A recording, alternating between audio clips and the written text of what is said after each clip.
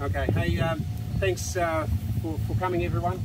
We're all in sort of dazed mode. We're running on adrenaline at the moment. As you can see, this is pretty devastating.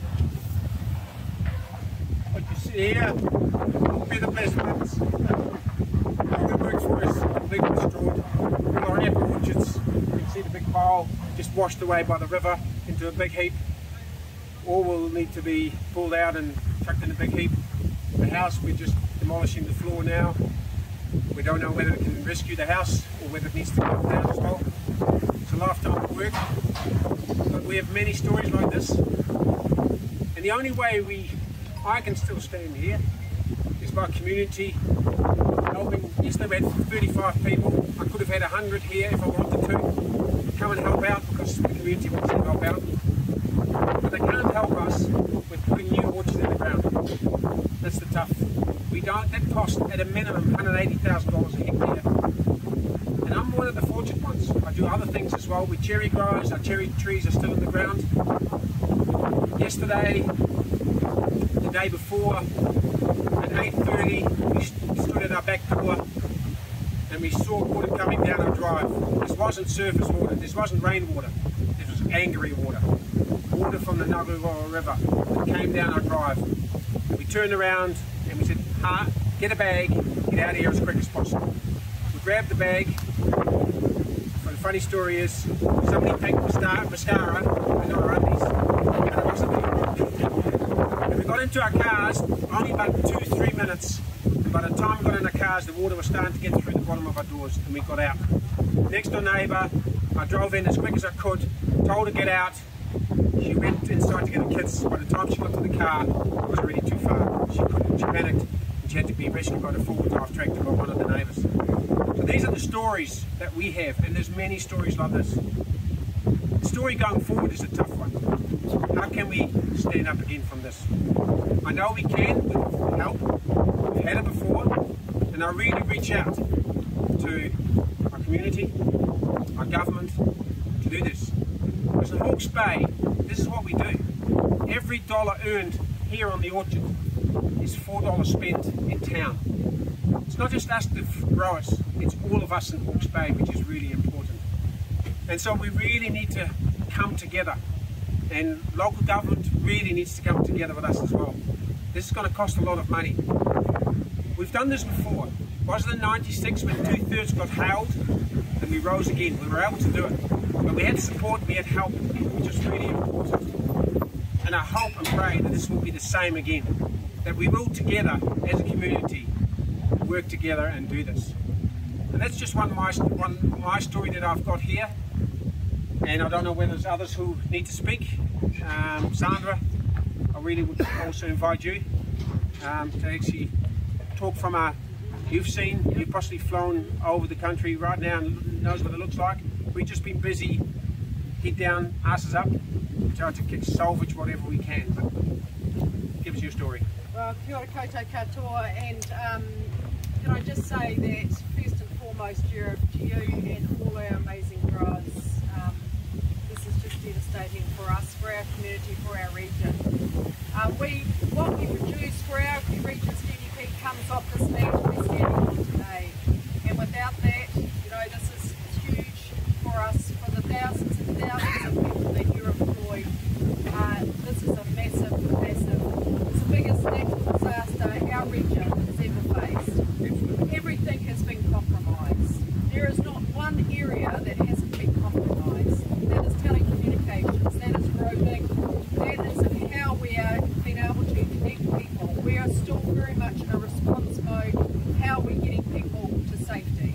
And that's our big focus at the moment. We have many people still to rescue. So first and foremost, it's well-being of life, and that is what we haven't finished with that yet. To see the devastation today is just mind-blowing. It's just devastating. From someone who's grown up here all my life, I cannot imagine to lose our crops like this. We are already working on a plan, a regional, a government, a local government plan to set up a recovery manager and response team. That team is now civil defence is now we need a strong person to come in and actually help us across all industry, across our private sector, across housing, roading, and how we rebuild. We have 15 bridges closed. We have 6 bridges that are devastated. Our connectivity between our region is our biggest challenge at the moment. The communications, we have got power on to various parts of our Hastings district. We are hoping in the next 2 days that our processing plants can get power on. We have 5 days of supply of fruit to be processed, and we are hoping that the power will be on at McCain's and Watties to be able to start processing and not losing that fruit. That is our biggest focus, working with our power providers to make sure we get power on. We want to get that food processed. As far as how we move forward, yes, Jeff, you're right, this is a team. We are resilient, we are an amazing community. We've seen it here today with all your community coming out and help. We've seen this right across the region. But first and foremost, we have to get people to safety. And we're not finished with that yet. And that is a lot of work to do. And while we can talk about our rebuilding, we've got some really immediate problem on housing.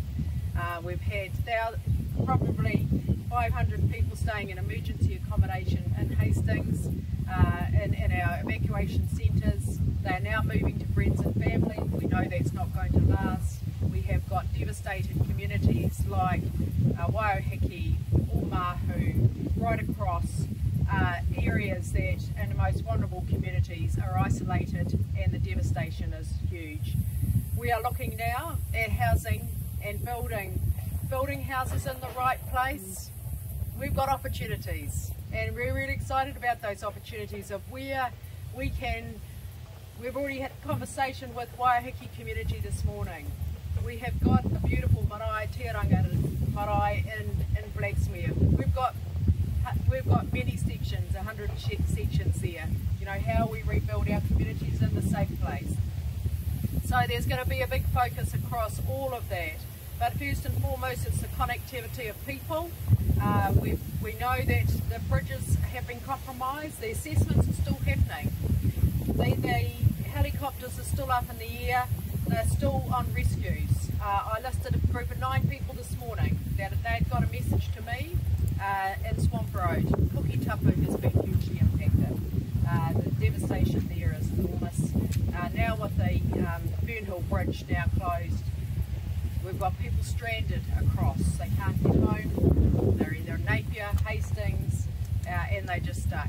So, people trying to return home from various places around the country, it's a big challenge. So this is a devastation and a natural disaster like this region has never seen. We know that our neighbours, Tairāwhiti, have been through this 6 times in 18 months, but for us, this is huge for Hawke's Bay. So there we have good leadership. We're going to set up with Crown, with private sector, a whole group of people, and with good leadership and a great team to rebuild. Yeah, and that's important because we're on the cusp of a harvest. Bins were made ready, set ready to actually harvest a crop of raw gala here in this block. They're now all on the ground. So our harvest staff is actually very important.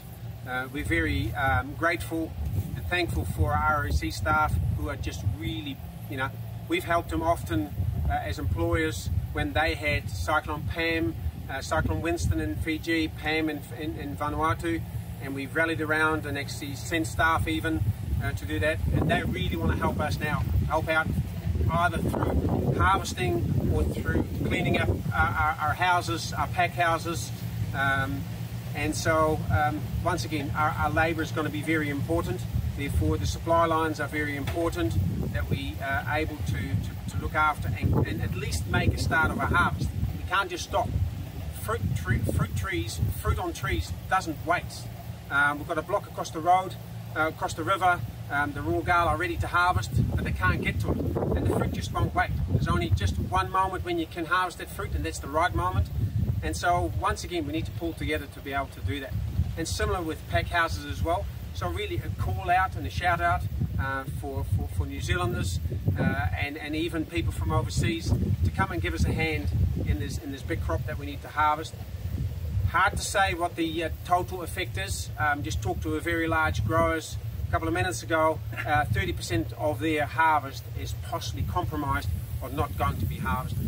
30% is a lot. That is really heartbreaking. So once again, they need their help. But there's others who, like us, we've lost all of our apples, and how we're going to go forward, I don't know. But I think as growers, we're resilient. We'll pull together, and we will do this for sure. Any other stories? Questions, please. That would be really great. We're lost for words. Can I just ask John Bostock, John, how's your operation been affected? It's very tough. It's not only apples, but the ground crops, the squash, the onions, the maize. It's all severely impacted, and we decided to have a bit of a get together here so that people can see the extent of the devastation. Because I think there's a lot of people who don't actually realise how extreme it is, and this site is repeated all over Hawke's Bay. If you go down to our orchards in Twyford, we've got similar scenes. We are resilient, and we'll get stuck in, but we do need some help. We need a recovery package support so we can help get Hawke's Bay moving again. And it's been amazing, the community support who've rung and helped and dig in to sort it all out. What sort of figure are you expecting from or wanting government to give? It's way too early to discuss this. But this is a social, environmental and an economic problem. We've got our infrastructure compromised, we've got the heart of the economy compromised, and socially so many people disrupted. This is bigger than Cyclone Bola, I dare say, Bigger than Bola. and we need a government response. This is actually really, really serious. What do you think about what's been offered so far? Well, I think it's early days, and I think really no one can truly assess what's going on. So I don't think it's fair to even comment about it. Plus, I haven't been able to listen to the news or read the news. I've been trying to keep my head above silt. So I don't know, and give it some time, you know. Once everybody understands what really the major impact of this is to the community, we will know, and I think those powers to be will know as well. As you know, maybe you don't know, I'm also a regional councillor.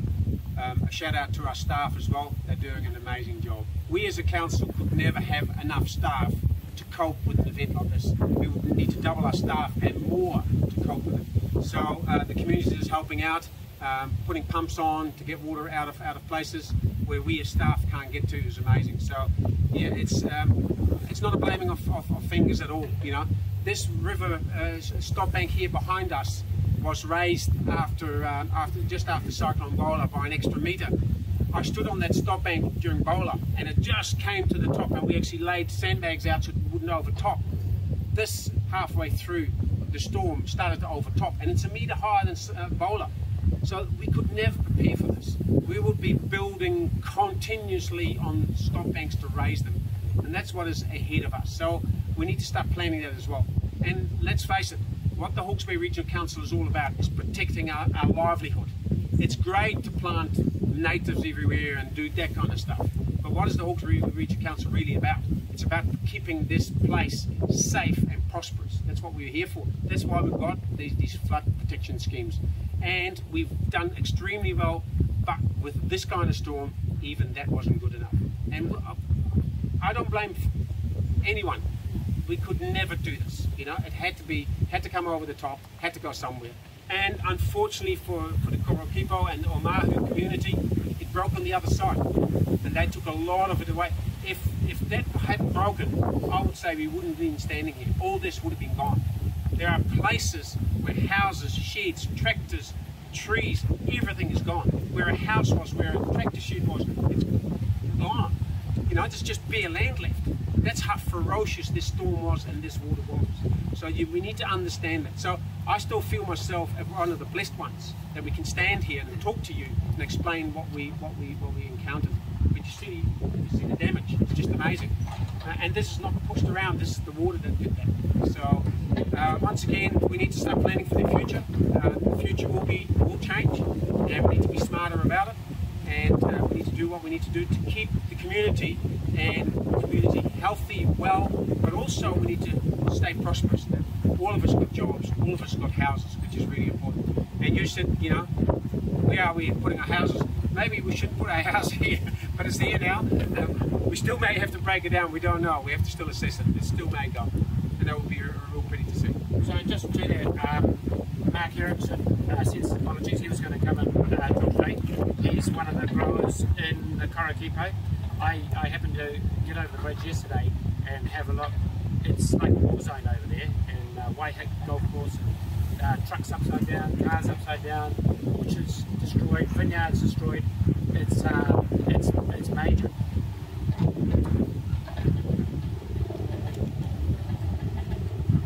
We've got crews flying around today assessing the damage. So a lot of these choppers are staff flying around and making their assessments so we can actually get a fair understanding of where the main damage is. And it's about actually immediate response. Who needs money now? How are we going to respond? Good to hear MPI have come through with some initial funding, but that's just the start. That's just the initial stuff. But there's got to be a lot more to come, and that's our big conversations we'll be having with all of our partners. Sandra, you mentioned affected people and missing people. Do you have a number of that? How many people are missing? No, but there has been about 3,000 messages come through in 111. So, and it's just prioritising people. And so, you know, I think about the Risington Bridge down. There's, you know, 1,500 people on the other side, and it's going to be a long time. So we're, you know, putting food in there today, dropping food off to the community up there, because that's going to take a long time to get that bridge back. You know, the size of the devastation of this is we've just strengthened the Risington Bridge. To what level, you know? So this is the questions that, you know, us in preparing and making sure that we've got infrastructure that is going to be able to manage enormous events like this, the change that is happening in our environment. One of the big issues is the lack of connectivity. I mean, I live on the other side of Hastings, Hemlock Knolls. We've got water at the moment up to my knee. It's still rising at our place, and people go, well, you know, there ain't anybody. I mean, difficulty getting out. We have no cell phone coverage. We have no internet coverage. So everyone said, have you seen the damage? And we go, what damage? You know, we can't even leave home. You know, so and that's so you know, the incident or the disaster is still going on.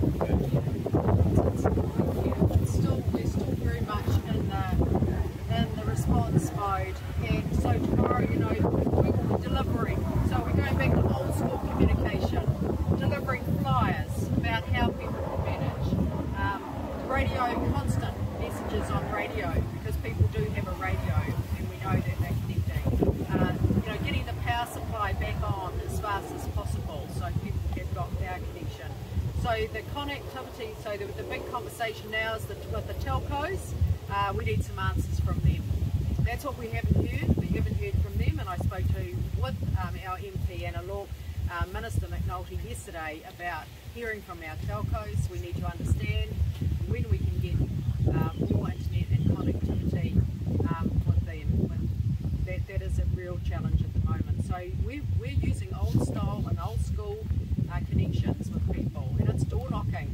Our vulnerable communities like Te Moana, Te Wanga, the Cape Coast, have got nothing. No power, no connectivity, nothing.